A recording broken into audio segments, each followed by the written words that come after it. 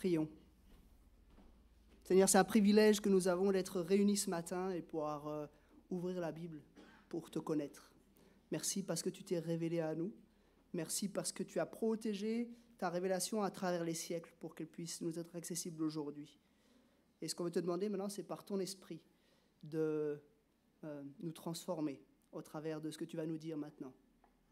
Que tu ne puisses pas nous laisser indifférents, mais que tu puisses nous tailler, nous forger, pour que nos vies reflètent ta gloire toujours davantage.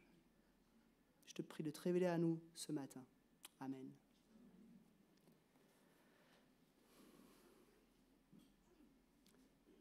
C'est un peu en tremblant que j'aborde le texte de ce matin. Je pense que dans toute la Bible, il y a quelques passages, pas beaucoup, quelques-uns, dans les prophètes, dans le livre de l'Apocalypse, où on se trouve vraiment face à face avec l'Éternel. Et là, c'est le cas de notre texte. On va se trouver face à face avec l'Éternel.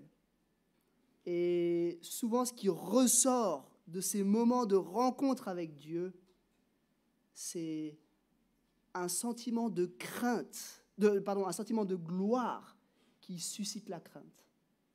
Pas une crainte servile, mais plutôt la crainte de se dire « Waouh, voilà quel est notre Dieu ». On va dans un instant lire le texte, on va commencer déjà par Apocalypse chapitre 4, mais avant de le lire, on va se trouver comme téléporté dans ce qu'on pourrait appeler un lieu de pouvoir.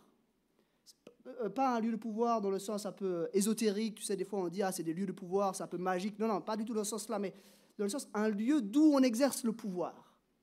Moi, j'ai eu l'occasion dans ma vie de visiter plusieurs comme ça, des lieux d'où on exerce le pouvoir. J'ai pu voir le Palais fédéral, j'ai pu voir l'Élysée, des lieux vraiment d'où on exerce le pouvoir. Mais il y en a deux qui m'ont assez marqué. J'ai pu visiter au Rwanda la hutte royale. Alors, il n'y a plus de roi en fonction actuellement au Rwanda, mais ils ont quand même gardé la hutte royale. Et c'était assez saisissant de visiter cette hutte. C'était assez simple, hein, mais on voyait que tout était bien réfléchi dans cette hutte, malgré la grande simplicité, pour comme manifester le pouvoir. C'est comme si le contexte, l'environnement était un élément qui montrait à tout un chacun le pouvoir. Une hutte qui était plus grande, une hutte qui contenait un certain nombre de symboles, etc.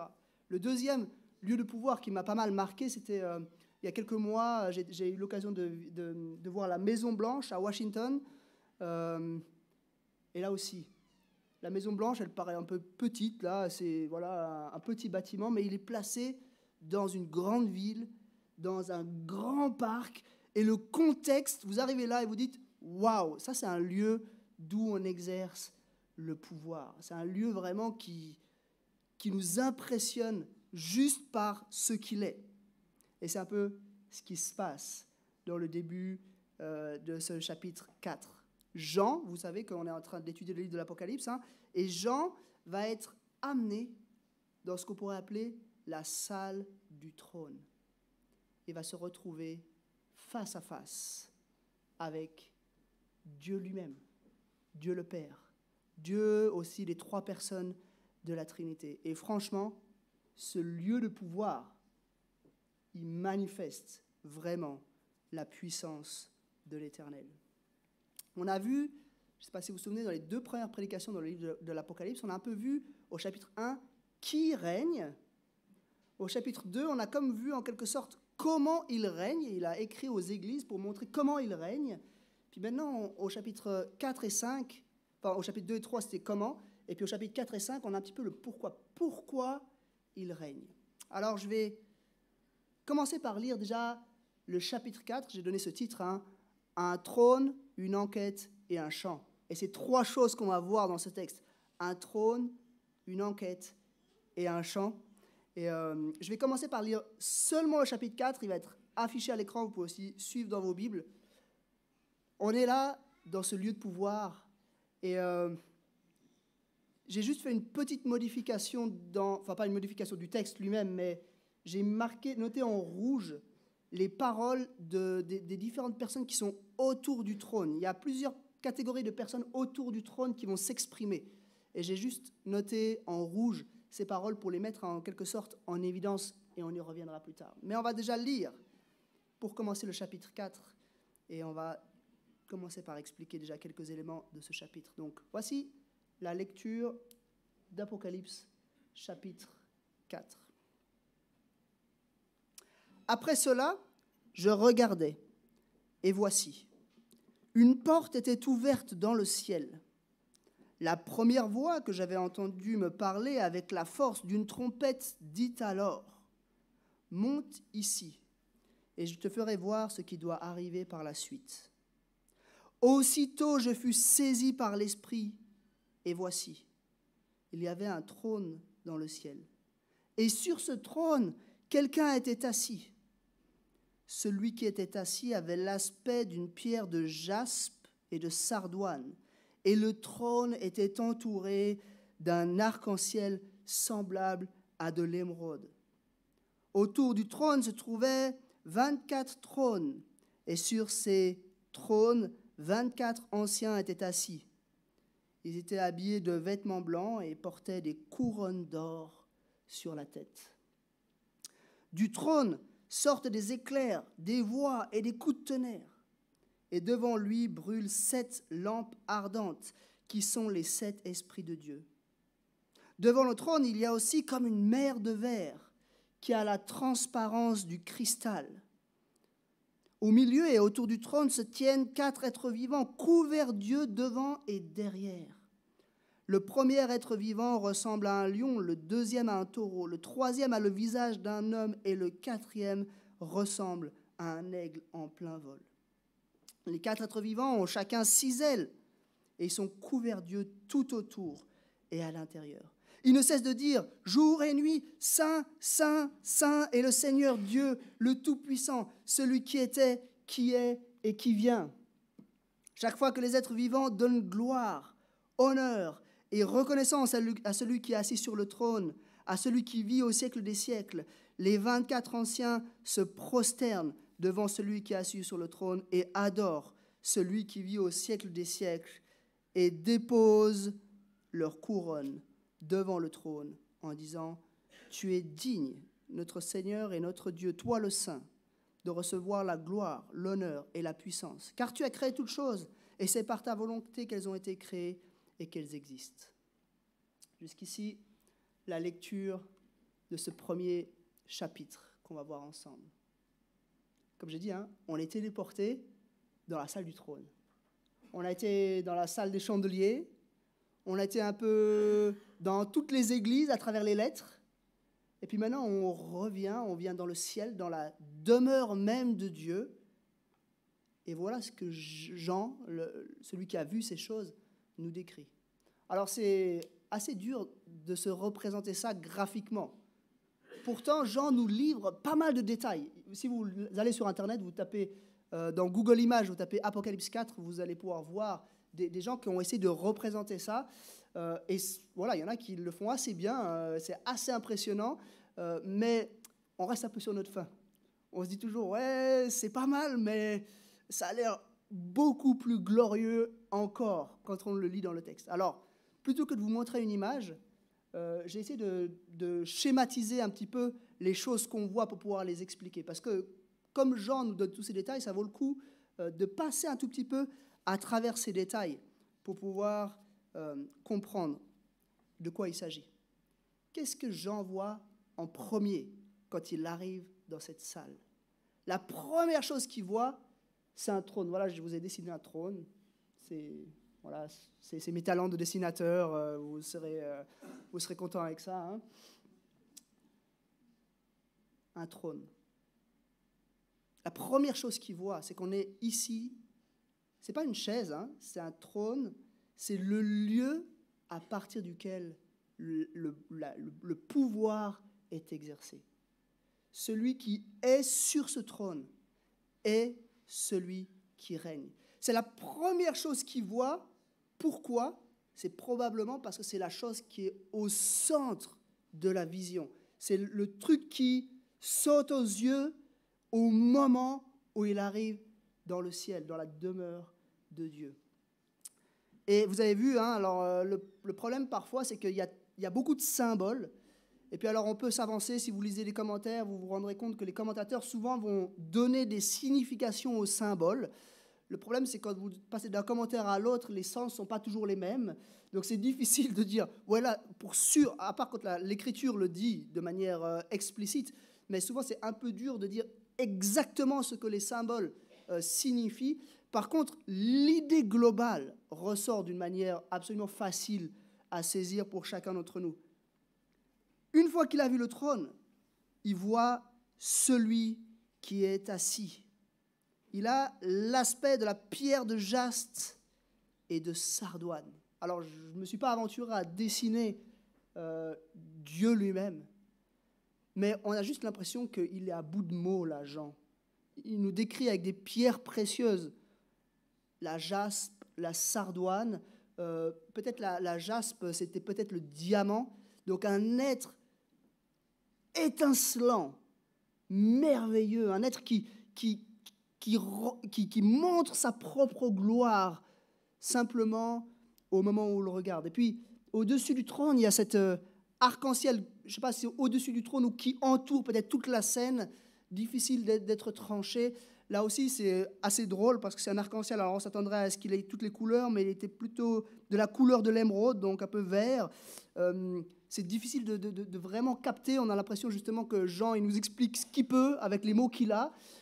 Mais ce qui ressort clairement, c'est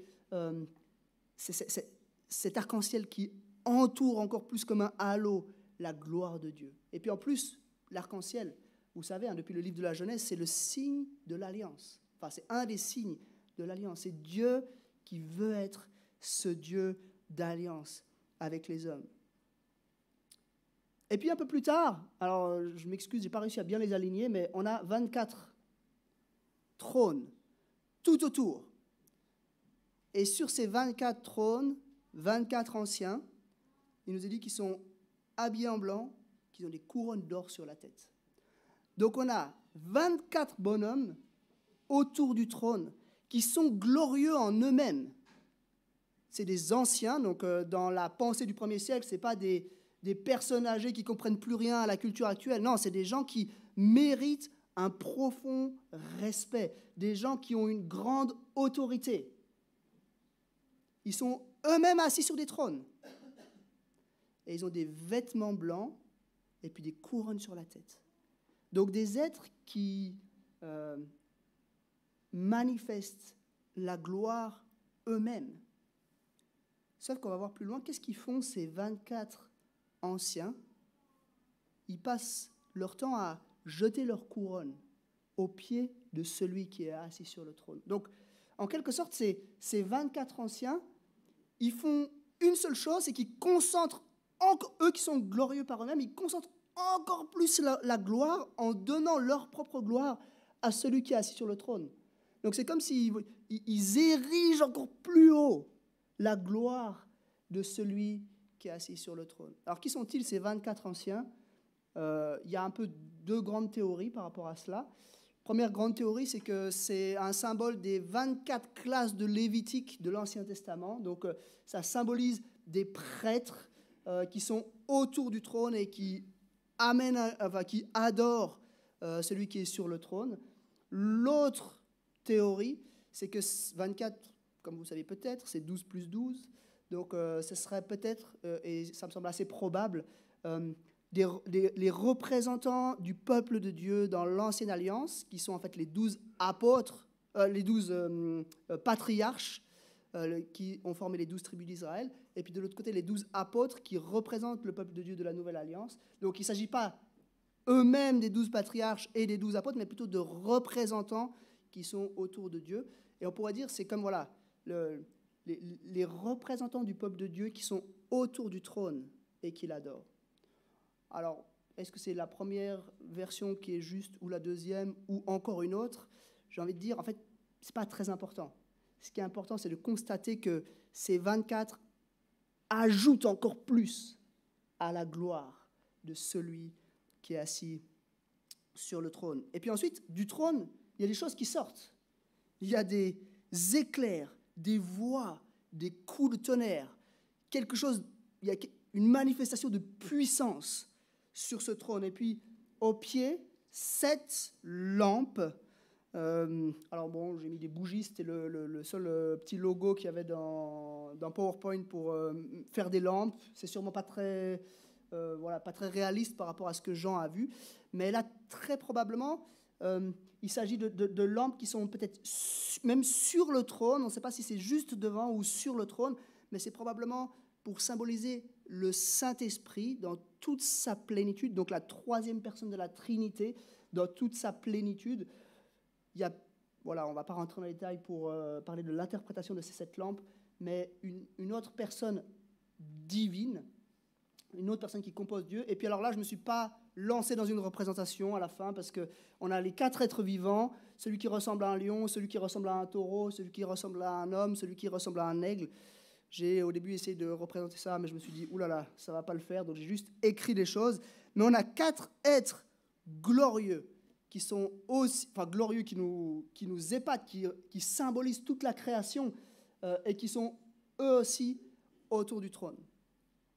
Est-ce qu'il y a quelque chose qui vous frappe dans ce petit schéma que j'ai fait? Là, on arrive au bout du petit schéma. Moi, il y a une chose qui m'a frappé, c'est que c'est un peu comme concentrique.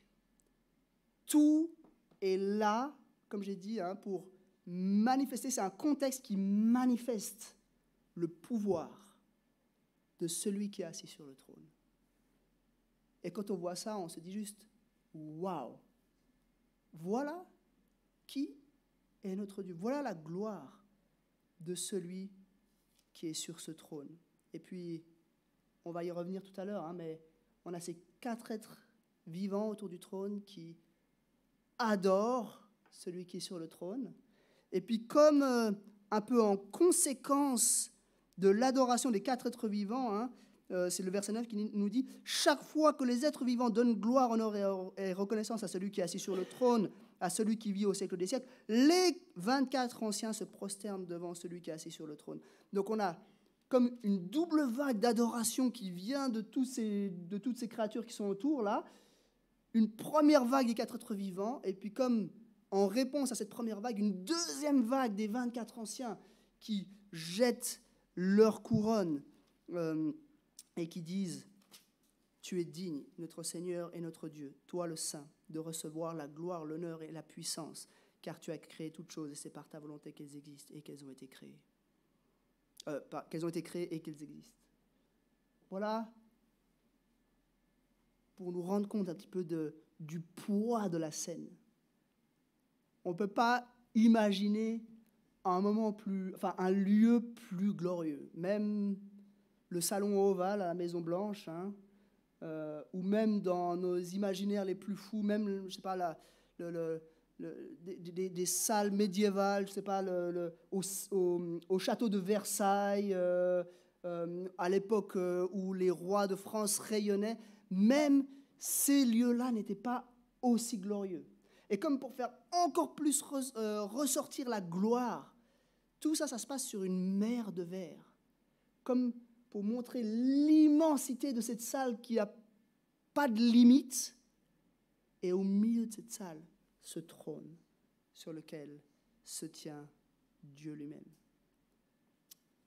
Un trône. Maintenant, on passe au deuxième point, une enquête. Et là, on va lire le chapitre 5, parce que au cœur de cette gloire, au cœur de cette puissance, tout d'un coup arrive un problème.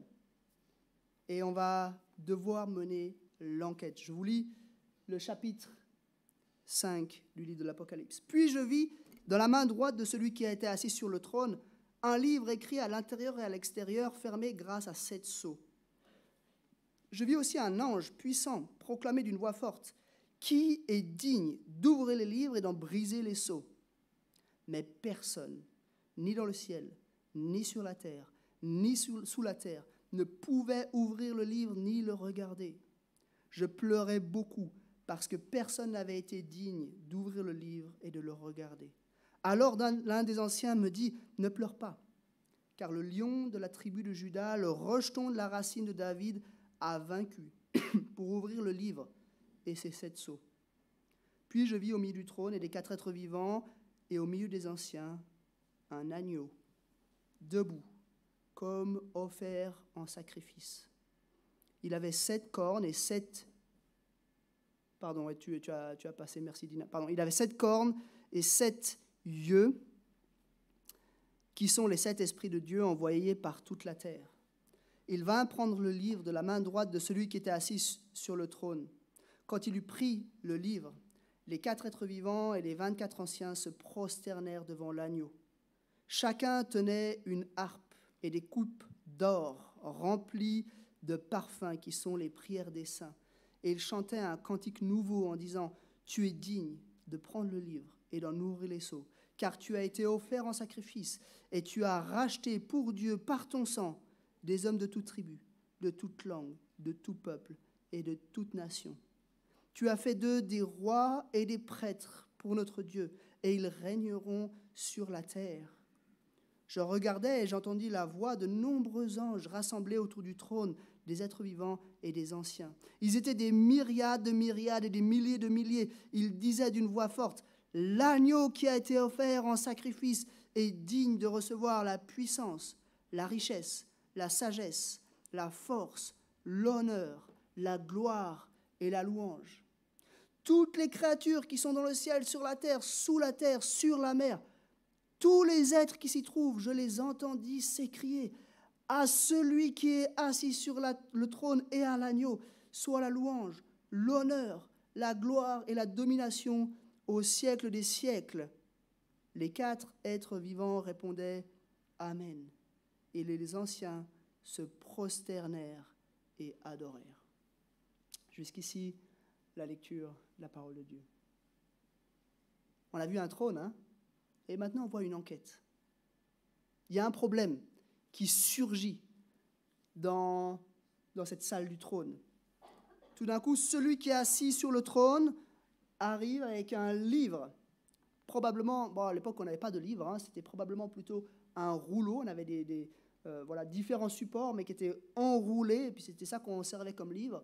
Et probablement, c'est ce qu'on verra par la suite, c'était plutôt 7 rouleaux qui étaient chacun scellés, et puis il fallait ouvrir le premier pour pouvoir ensuite accéder au deuxième, ouvrir le deuxième, accéder au troisième, etc., jusqu'à arriver au dernier. Le problème, c'est quoi? C'est que la question est posée, qui est digne d'ouvrir le livre et d'en briser les sceaux? Et c'est là que l'enquête va être menée. Une grande enquête mondiale va avoir lieu au verset 3. Hein. Et le résultat, c'est que personne, ni dans le ciel, ni sur la terre, ni sous la terre, ne pouvait ouvrir le livre ni le regarder. Qu'est-ce que c'est ce livre? En fait, il faut procéder un peu comme rétroactivement. C'est-à-dire qu'il faudrait lire la suite de l'Apocalypse pour comprendre ce qu'était ce livre. On verra la prochaine fois et les fois suivantes. On va ouvrir avec... c'est Jésus qui va ouvrir les différentes parties de ce livre. Et on va se rendre compte qu'en fait, les différentes parties de ce livre vont amener des événements qui précèdent la fin. C'est en fait l'arrivée totale, finale du royaume de Dieu. Et en fait, il y a ce livre qui est là, qui doit être ouvert pour permettre à Dieu d'établir totalement son règne éternel. Et personne n'est trouvé digne de l'ouvrir. Et c'est le drame. Hein. Jean, vous avez vu, même Jean, il comprend la situation et il commence à pleurer, il pleure beaucoup, parce que l'enquête a été infructueuse. Personne n'a été trouvé digne d'ouvrir cela. Bien sûr, celui qui est assis sur le trône, lui, il est digne de toute chose, mais il ne peut pas inaugurer le temps de la fin.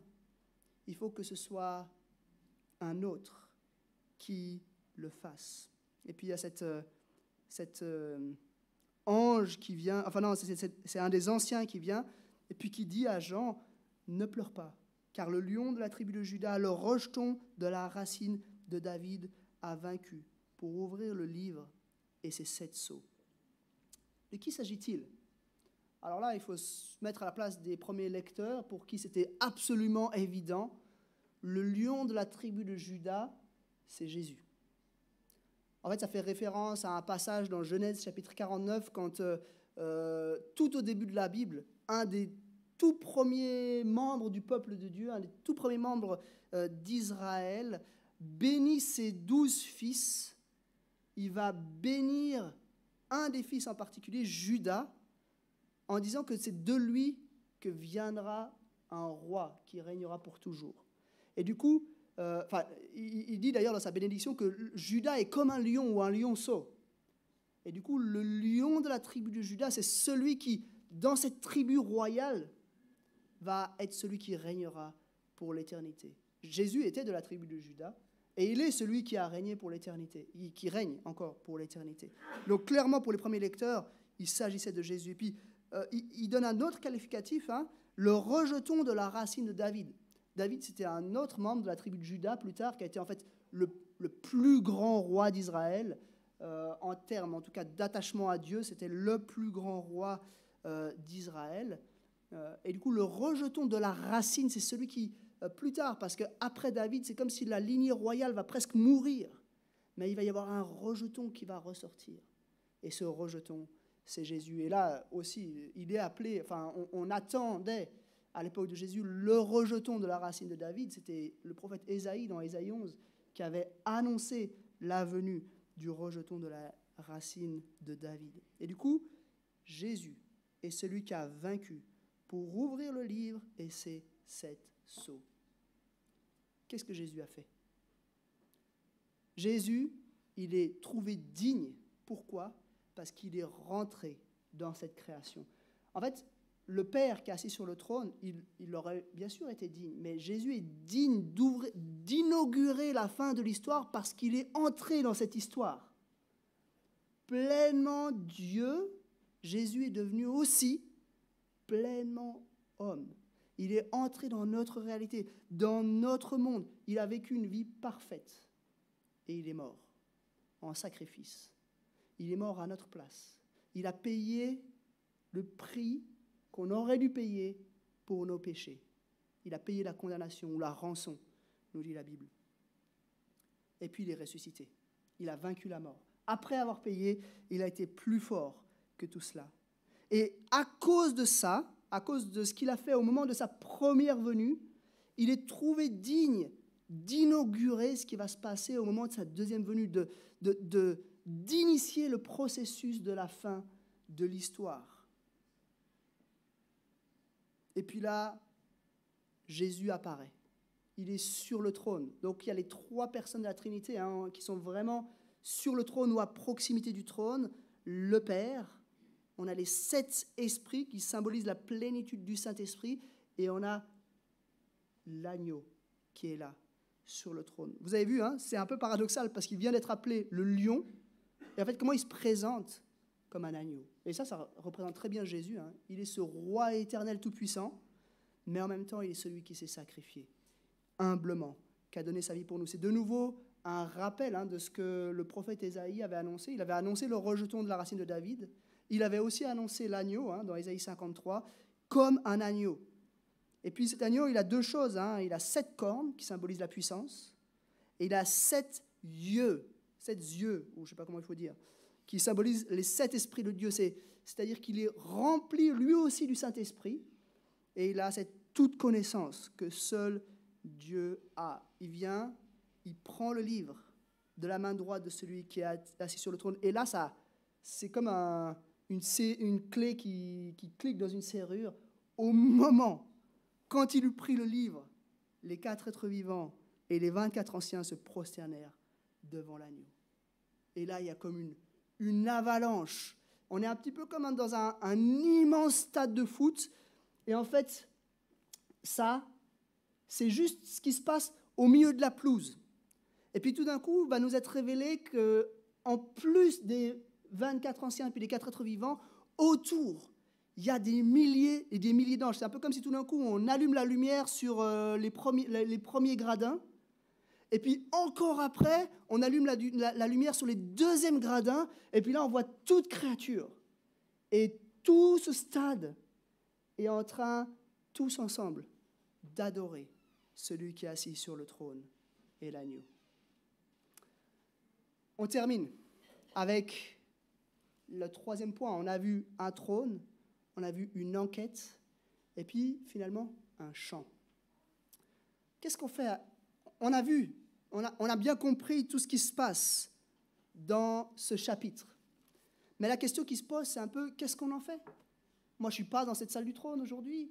Qu'est-ce que moi, j'en fais maintenant? Et je pense qu'une des choses qu'on peut faire, c'est lire ce que les uns et les autres vont dire à celui qui est assis sur le trône.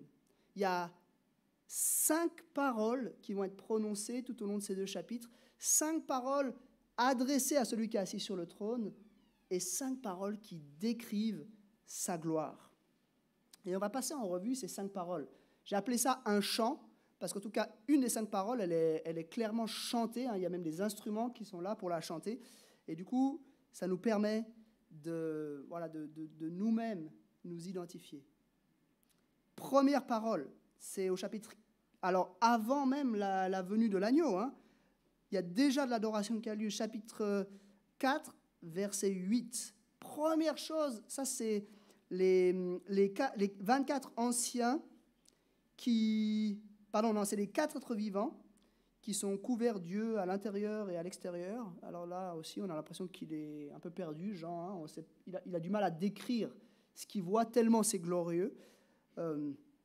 Ils sont en train de dire « Saint, Saint, Saint est le Seigneur Dieu, le Tout-Puissant, celui qui était, qui est et qui vient. » On a ces 4 êtres vivants, glorieux, qui ont chacun 6 ailes, qui sont couverts d'yeux et qui adorent celui qui est sur le trône. Saint, Saint, Saint est le Seigneur Dieu, le Tout-Puissant, celui qui était, qui est et qui vient. L'Éternel, celui qui est saint de tout temps et pour toujours. Qu'est-ce que c'est être saint? Dieu n'est pas juste saint, là il est appelé même saint, saint, saint. C'est une référence en fait, on voit un peu la même scène dans Ésaïe chapitre 6. Pareil, on est projeté dans le lieu de la gloire de Dieu, on voit le manteau de Dieu qui remplit le temple et la fumée et tout ça. Et on a aussi des êtres angéliques qui crient « Saint, Saint, Saint est le Seigneur Dieu, le Tout-Puissant ». Enfin, ce n'est pas exactement la même citation, mais c'est quelque chose de très similaire. Dieu est saint, ça signifie qu'il est séparé du mal, séparé du péché.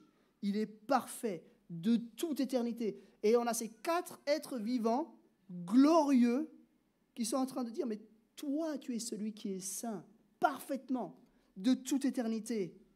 Tu es celui qui est tout-puissant. »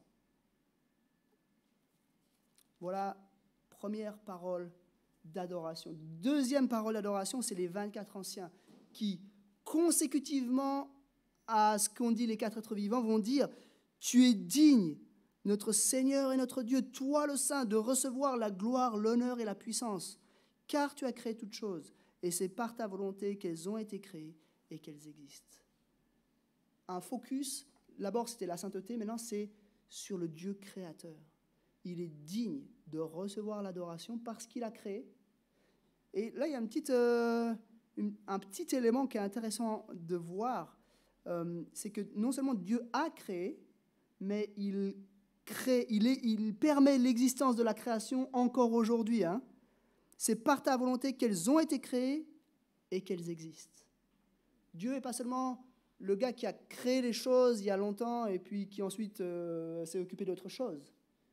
Il est celui qui a créé et qui maintient l'existence de la création jour après jour. Et on pourrait dire, on doit l'adoration à ce Dieu de par notre existence même.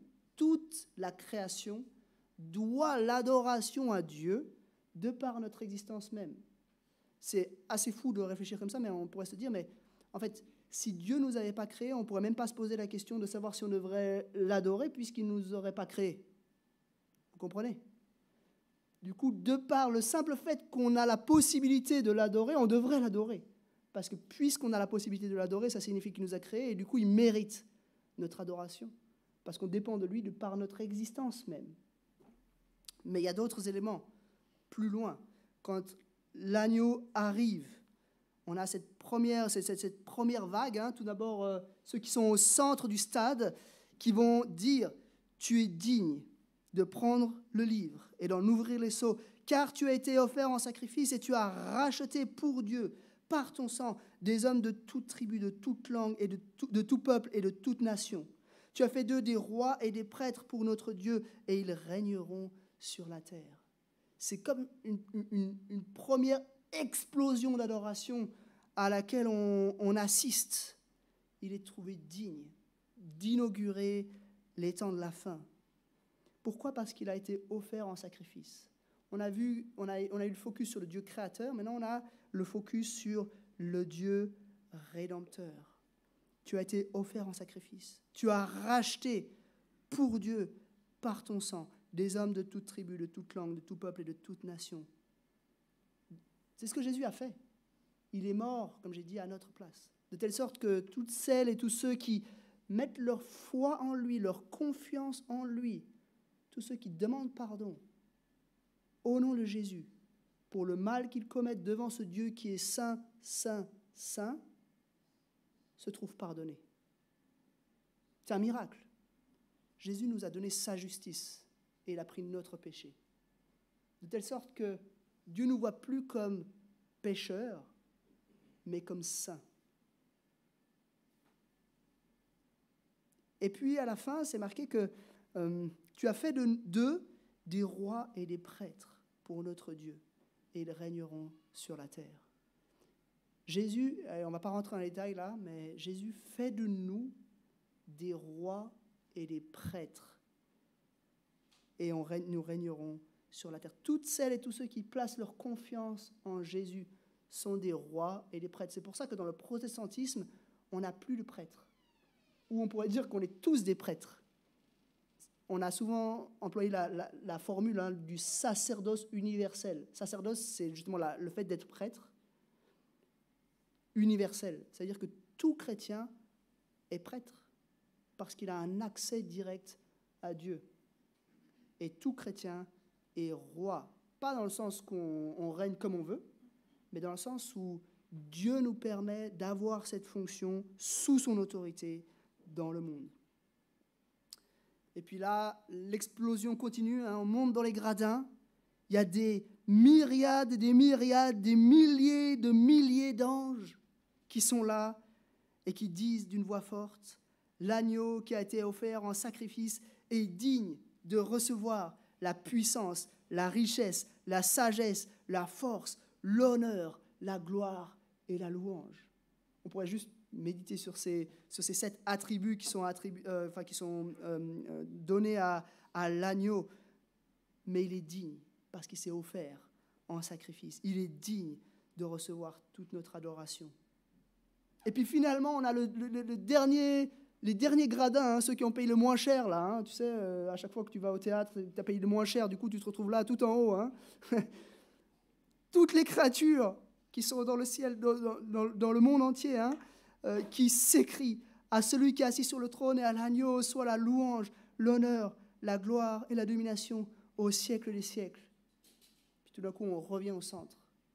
Et les 24 anciens qui disent « Amen ». Ainsi soit-il, qu'ils reçoivent toute l'adoration. Je ne sais pas si tu as vu où tu es. On est là, dans les derniers gradins, tout en haut, avec toute la création. On est là, on a un peu les places pourries tout en haut là, mais on a le privilège de pouvoir, nous aussi, avec toute la création, adorer celui qui est au centre, celui qui est sur le trône, à celui qui est assis sur le trône et à l'agneau, soit la louange, l'honneur, la gloire et la domination au siècle des siècles. Avec tout cela, on a le privilège de pouvoir adorer celui qui est sur le trône, notre Dieu et l'agneau. Juste une petite réflexion, et puis ensuite on va passer aux applications. C'est intéressant de voir que on a 3 personnes qui sont au centre de l'image. On a le Père qui est assis sur le trône.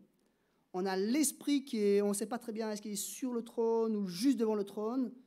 Puis on a le Fils qui apparaît par la suite et qui est aussi sur le trône. On a les trois personnes de la Trinité. Et là, d'un point de vue de la théologie systématique, on a 2 chapitres qui nous décrivent bien ces trois personnes de la Trinité. Et c'est intéressant parce que tout le monde adore celui qui est assis sur le trône, ou ceux qui sont assis sur le trône. Enfin, on ne sait pas trop si c'est celui ou ceux, c'est les deux à la fois en quelque sorte. Mais à aucun moment, l'Esprit va adorer le Père, ou l'agneau va adorer le Père, ou le Père va adorer l'agneau, ou etc., etc. Les trois sont un, et les trois méritent, les trois ou le seul, méritent toute notre adoration. Celui qui est assis sur le trône, l'agneau et les 7 esprits méritent toute notre adoration. Alors, ce qui ressort, quand on voit un lieu de pouvoir comme celui-là, un trône comme celui-là, c'est la gloire. Et moi, il y a une chose qui me frappe, c'est que à la fois Dieu est glorieux dans son être même, tu as vu, il est fait de jaspe et de sardoine, son être lui-même, donc on peut dire qu'il contient la gloire en lui-même. Ça, c'est quelque chose qui est difficile de comprendre pour nous, parce que nous, la gloire, on essaye de l'arracher, mais on ne l'a pas vraiment en nous-mêmes, si ce n'est qu'on est créé à l'image de Dieu, ça c'est vrai, mais c'est toujours la gloire de Dieu que nous reflétons, ce n'est pas une gloire qui est en nous-mêmes pour de vrai. Lui est glorieux en lui-même. Il va aussi rayonner de la gloire. Tu as vu, il y a cette voix, il y a ces éclairs qui sortent du trône. Il y a tous ces éléments qui montrent que cette gloire, elle n'est pas juste en lui, encapsulée en lui, mais elle sort de lui. Et puis, en quelque sorte, ce Dieu qui est sur le trône, il va aussi attirer la gloire à lui. De telle sorte que tous ceux qui sont autour, en fait, tout, l'adore. Il attire la gloire à lui parce qu'il est glorieux par lui-même. Donc on peut dire qu'il y a comme 3 dimensions de la gloire de Dieu. Il est glorieux, il rayonne de la gloire et il attire à lui la gloire. Et je crois qu'on doit apprendre à adorer ce Dieu. Je ne sais pas si vous êtes comme moi, mais on a un peu de mal à adorer ce Dieu glorieux. Souvent, quand on parle d'adoration, on ne sait pas trop comment faire. On se dit, bon, adorer, qu'est-ce que c'est? On a plus de facilité avec des choses un peu plus terre à terre, de demander des choses, ou d'être reconnaissant pour des choses qu'on a, mais juste de nous asseoir, ou de nous agenouiller et d'adorer ce Dieu. Et moi, j'aimerais vous dire, voilà, c'est un peu un tuyau que j'aimerais vous laisser, lisez ces 2 chapitres. En particulier, lisez ce que les différentes créatures disent à celui qui est sur le trône. Méditez ces paroles et dites-les à Dieu. Et ça va alimenter notre adoration. J'aimerais juste vous les relire, ces 5 paroles, parce qu'elles montrent différents aspects de ce que Dieu est et de ce qu'il a fait. Première parole d'adoration, et c'est ça l'adoration, premièrement, c'est reconnaître qui est Dieu. Première chose, Saint, Saint, Saint est le Seigneur, Dieu le Tout-Puissant, celui qui était, qui est et qui vient.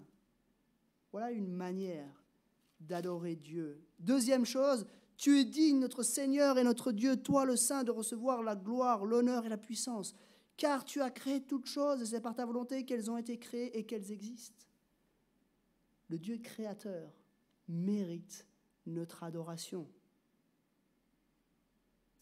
Tu es digne de prendre le livre et d'en ouvrir les sceaux, car tu as été offert en sacrifice. Tu as racheté pour Dieu par ton sang des hommes de toute tribu, de toute langue, de tout peuple et de toute nation. Tu as fait d'eux des rois et des prêtres pour notre Dieu, et ils régneront sur la terre. Le Dieu rédempteur, celui qui nous a rachetés, qui nous a sauvés, mérite notre adoration. L'agneau qui a été offert en sacrifice est digne de recevoir la puissance, la richesse, la sagesse, la force, l'honneur, la gloire et la louange.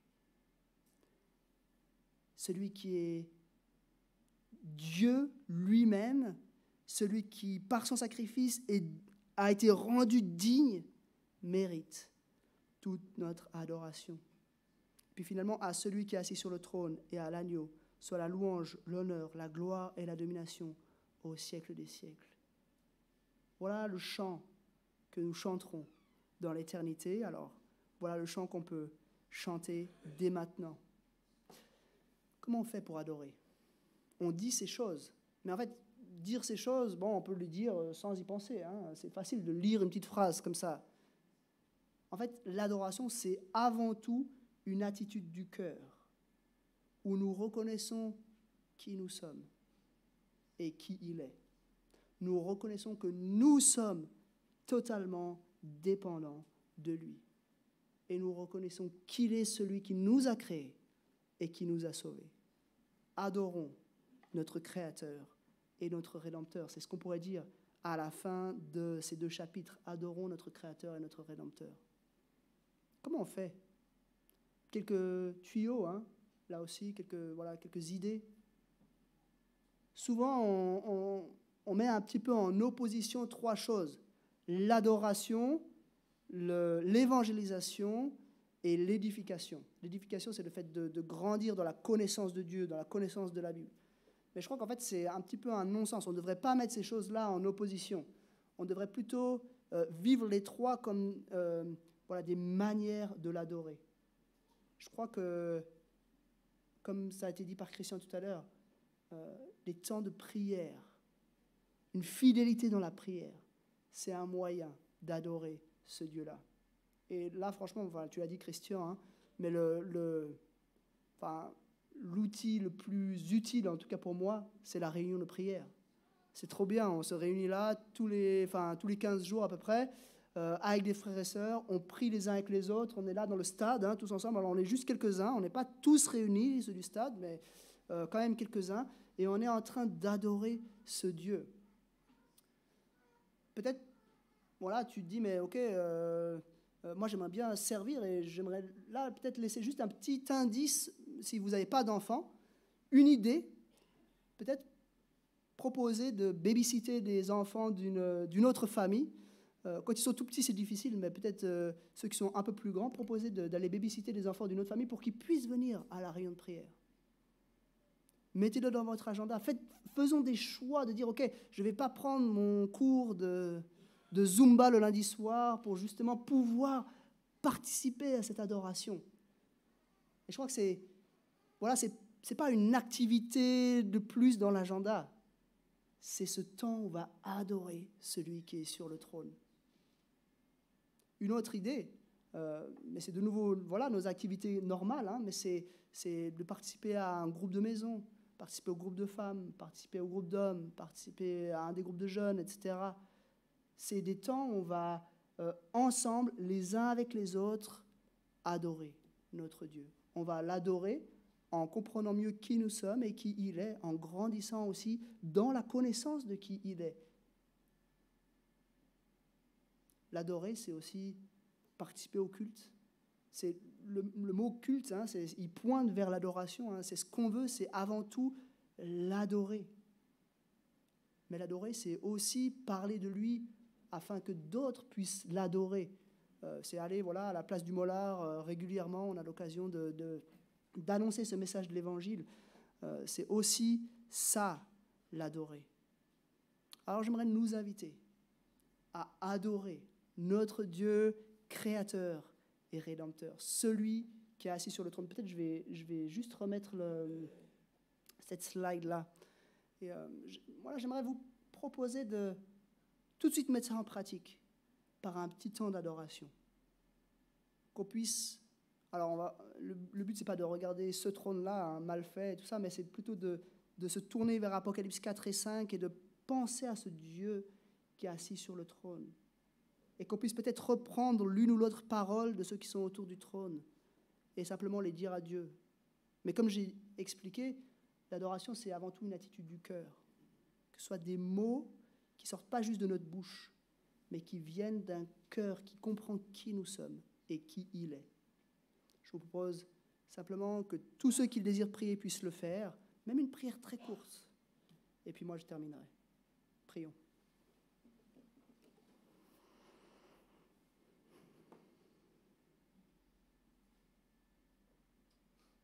Dieu, tu es digne de recevoir notre adoration.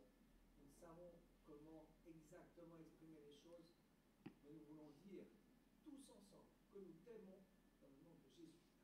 Amen.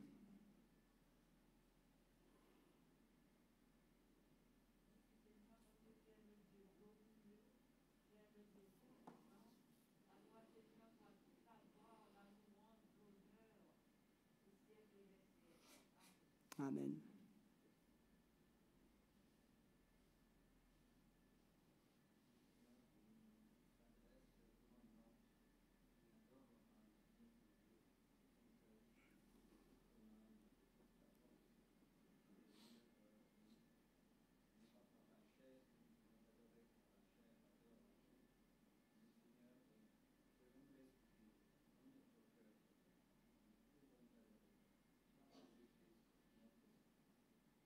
Amen. Saint, Saint, Saint est l'Éternel des armées. Seigneur, rappelle-nous au cours des jours qui sont devant nous cette sainteté.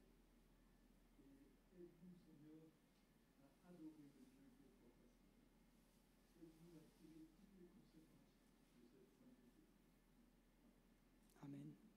Seigneur, nous t'adorons parce que tu nous as créés et tu fais le nécessaire que nous existons, et c'est grâce à Dieu que nous existons, grâce à l'œuvre de Jésus-Christ. Seigneur, les vrais adorateurs et ta parole, ce sont ceux qui t'adorent en esprit et en vérité. Fais de nous de vrais adorateurs, Seigneur. Amen.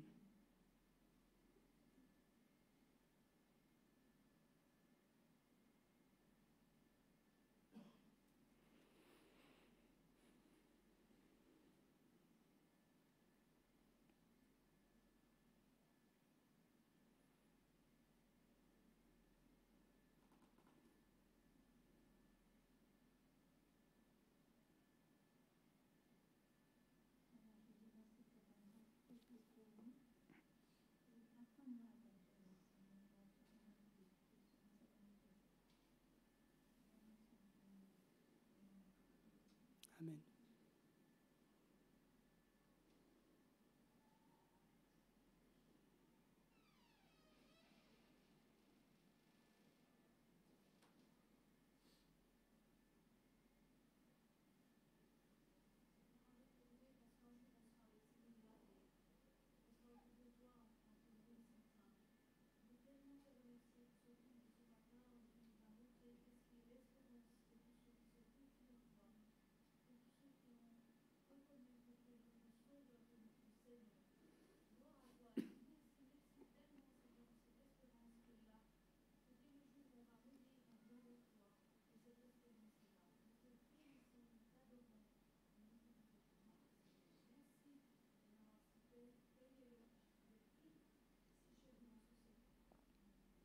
Amen.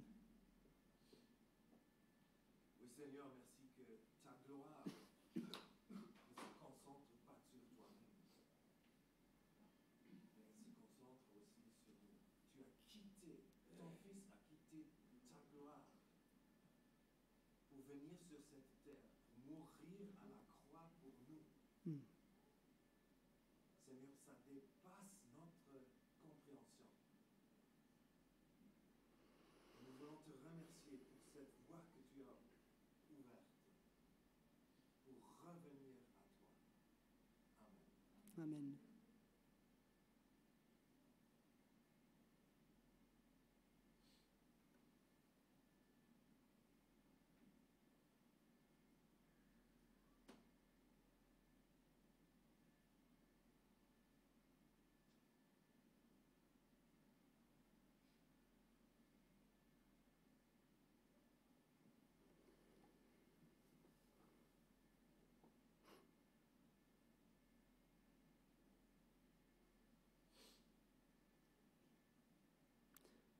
Seigneur, on veut dire, avec les 4 êtres vivants et les 24 anciens, tu es digne de prendre le livre et d'en ouvrir les seaux, car tu as été offert en sacrifice, et tu as racheté pour Dieu, par ton sang, les hommes de toute tribu, de toute langue, de tout peuple et de toute nation. Tu as fait d'eux des rois et des prêtres pour notre Dieu, et ils régneront sur la terre. Amen.